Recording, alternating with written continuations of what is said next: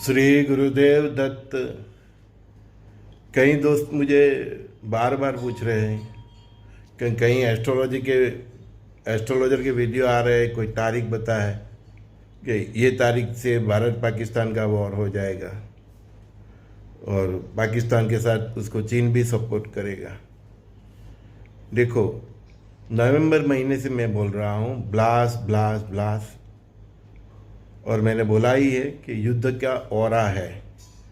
और ये जो 2 अप्रैल तक का टाइम है वो पूरा ब्लास्ट, मतलब युद्ध में इतने ब्लास्ट होंगे तो ये पूरा ब्लास्ट का ऑरा है। ठीक है, उसमें विमानों में भी ब्लास्ट होंगे, जहाज़ों में होंगे, फैक्ट्रियों पे होंगे, गोदामों पे होंगे, ऊपर से डालेंगे तो ब्लास्ट, मतलब ब्लास्ट की ऑरा एकदम खतरनाक है। और 13 मार्च से पहले के दिन और 13 मार्च के बाद पीछे के 5-6 दिन 20 से 25 तारीख का तो मैंने टाइम दिया ही था कि जो भी जहाँ भी युद्ध होगा उसमें माहौल एकदम डेंजर होगा और ऐसे हथियारों का यूज़ हो सकता है जिसकी मानव जाति ने कल्पना भी नहीं की।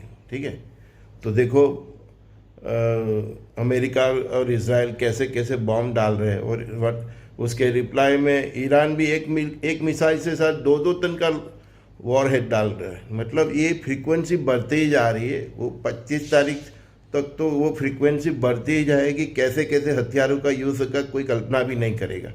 ठीक है ना, ब्लास्ट ब्लास्ट फ्लास्ट, और जो भी गौ हत्या में भी जो भी शामिल हैं तो वो सब लड़ेंगे, फूटेंगे और मरेंगे, है ना।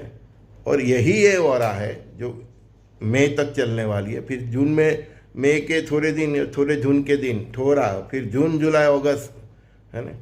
तो वो भी ऑरा ही इतनी खतरनाक है कि हमारी सरकार, हमारे प्रेसिडेंट, हमारे प्राइम मिनिस्टर जो सब बातों का डिसीजन लेते है ना, हमारी गुप्तचर संस्था, हमारे रोके, वो हमारे परिस्थिति ऐसी निर्माण हो जाए तो मैंने बोला कि भारत को मजबूर किया जाएगा और मोदी साहब चाहे ना चाहे उनको युद्ध में उतरना ही पड़ेगा। तो समय ही ऐसा है ना। देखो कहाँ तक संयम रखते हैं, क्योंकि जिस तरह से रसिया को यूक्रेन में फिट कर दिया उसी तरह से अभी मिडल ईस्ट में इजराइल और अमेरिका को फिट करने की साजिश चल रही है। उसी तरह भारत को भी फिट करने की साजिश चल रही है ना। लेकिन अभी जब भी वॉर होगा तो फिर एकदम भयंकर वॉर होगा। लेकिन एक क्वेश्चन मेरे मन में ये भी आता है कि चाइना को अभी ईरान को सपोर्ट करना चाहिए कि ईरान बहुत मुसीबत में है, कि फिर भारत पाकिस्तान का वॉर खड़ा हो तो उसमें उसको पाकिस्तान को सपोर्ट करना चाहिए, क्योंकि बिना चाइना के या अमेरिका के सपोर्ट से पाकिस्तान की कोई हमारे साथ लड़ने की कैपेसिटी नहीं है ना। तो फिर भी ये युद्ध की ऑरा है। तो जो ये 25 मार्च तक का जो टाइम है वो एकदम मतलब आपने इधर माचिस जलाई तो 50 फुट दूर गैस है वो भी पकड़ लेगा, इतना मतलब सेंसिटिव एरिया है। माचिस की जलने की बस, वो बोलते हैं ना, बारूद और माचिस का एकदम मिलन हो गया है। आपने इधर जलाई माचिस तो 50 फुट दूर गैस होगा, बारूद और तो भी पकड़ लेगा। तो ऐसी फ्रीक्वेंसी का टाइम है तो उसमें कुछ भी हो सकता है। मैंने तो कई बार बोला है कि ये जो टाइम चक्र है उसमें भारत पाकिस्तान का भी वॉर हो सकता है, सिवाय हमारे प्राइम मिनिस्टर कितना अपने माइंड को कंट्रोल करते हैं। लेकिन ये लोग ऐसा कोई टेररिस्ट अटैक ना कर दे कि ऐसी कोई घटना हमारे देश में, जैसे अभी दिल्ली में हुआ था पिछली बार ब्लास्ट, तो ऐसी कोई दूसरे राज्यों में न हो जाए, तो फिर ऐसी कोई घटना न हो जाए, या उधर वो बॉर्डर पर कुछ ऐसा न करने की कोशिश करे कि भारत उनका इंतज़ार भी नहीं करे और वॉर में उतर जाए, या कोई सर्जिकल स्ट्राइक पार्ट 2 कर दे तो उसमें कोई मतलब ये नहीं है, आश्चर्य भी नहीं होगा। टाइम ऐसा है, कितना प्राइम मिनिस्टर मोदी अपने आप पे कंट्रोल करते, लेकिन उनकी भी बर्दाश्त की एक हद होती है ना। तो वो बर्दाश्त की हद के बाहर देश के अंदर या देश के बॉर्डर पर ऐसी कोई एक्टिविटी होती है या करने की कोशिश करते हैं तो फिर भारत एक्शन में आ जाएगा, क्योंकि ये कालखंड ही ऐसा है। पूरा साल दिसंबर तक, इसमें ये मई तक का टाइम बहुत डेंजर है। फिर थोड़े दिन निकल जाएंगे, फिर जून जुलाई अगस्त, थोड़े जून के दिन छोड़ दो, है ना। हाँ, तो ये टाइम के लिए कई लोग मुझे जून जुलाई अगस्त सितंबर अक्टूबर नवंबर दिसंबर, ये साल हमारी दिवाली अच्छी जाने वाली नहीं है, मैं अभी से बोल लेता हूँ।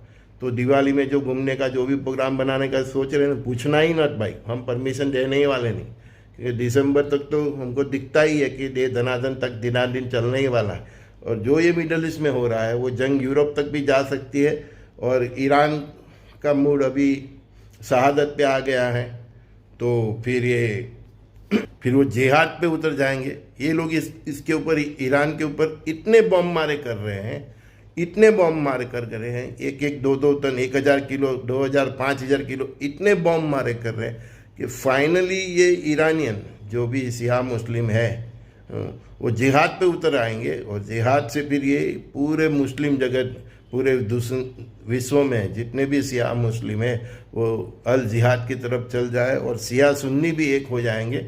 मैं आपको वापस बोल रहा हूँ कि चाहे अभी अरब वाले, चाहे क्यों नहीं आपको दिखे कि वो अमेरिका के साथ में है, इन फ्यूचर में ये अरब वाले भी ईरान के साथ हो जाएंगे, शिया सुन्नी सब एक हो जाएगा। तो वो भी पूरी पॉसिबिलिटी है। आप देखते रहो, प्लान बी पे ध्यान दीजिए। युद्ध जब होना है, ठीक है, और होना ही है। और जो फ्रीक्वेंसी अभी है उसमें कल भी हो सकता है ना। डेट बताना वो परमात्मा का काम है ना। कुछ तो बातें उसके हाथ में भी रहने दो। सब लोग इतनी बातें बताते हैं कि परमात्मा को भी फिर अपने प्रोग्राम में चेंजेस करना पड़ता है, क्योंकि आप सब बातें बता देते हो तो उसमें फिर दुश्मन सावध हो जाते हैं, दूसरा पापी लोग सावध हो जाता है। तो केवल इशारा करना चाहिए, टाइम डेट वक्त सब बता देते हो, जिसको मालूम है वो भी बता देते हो, तो उसमें आप अपने दुश्मन को ही बेनिफिट देते हो। बस आपको सनातन धर्म, हमारे देश के ऋषि मुनि संतों अवधूतों पर विश्वास है, तो बस जो बोला है वो समझ लो कि 2032 तक प्रलय है। एक अनाज किया, गोदाम ले दो, उसमें से एक मुट्ठी चावल निकालो, इतने लोग बचेंगे। 900 करोड़ में से मुझे नहीं लगता कि 50 करोड़ लोग भी बचेंगे। तो अपने अपने हिसाब से हिसाब कर लो। पूरा उस ईसा मूसा नास्तिक लोग और सब ये गौ मांस खाने वाले, काटने वाले, बांटने वाले, वो सब मरेंगे, कटेंगे, फूटेंगे, समझ में ना। पूरे हमारे देश में भी जितने हैं, मैं किसी की फेवर नहीं करता, चाहे वो हिंदू भी क्यों न हो, चाहे वो क्रिश्चियन हो, चाहे मुस्लिम, कोई भी धर्म का, है ना। क्योंकि आप ब्रह्मांड के परम सत्य के साथ खेल करते हो तो आपको भुगतना ही पड़ेगा। वो राष्ट्र भी भुगतेंगे, वो सब भुगतेंगे, और दूसरे प्रकार भी जो मांसाहार करे वो सब भुगतेंगे। तो ये कालखंड बहुत विचित्र है।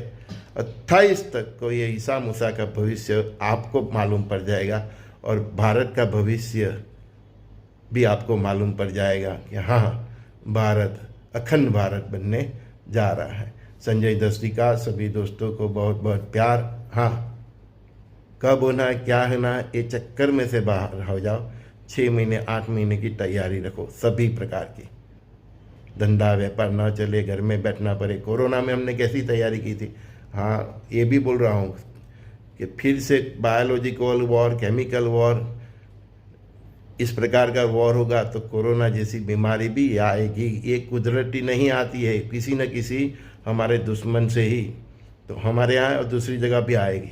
तो सभी प्रकार से सज रही है। कब रही है ये हम वो ऑलरेडी कालखंड में हम आ चुके हैं भैया, अभी इंतजार मत करो। Okay, take care, God bless you all.